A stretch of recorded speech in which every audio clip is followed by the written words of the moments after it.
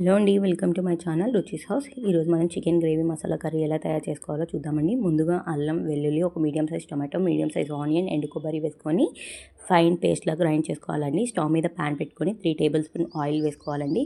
మీకు వీడియోలో చూపించిన మసాలా దినుసులు వేసుకున్న తర్వాత మనం ముందుగా గ్రైండ్ చేసుకుని పెట్టుకున్న పేస్ట్ వేసుకొని పచ్చి స్మెల్ పోయేంత వరకు 5 మినిట్స్ అలా వదిలేయాలండి.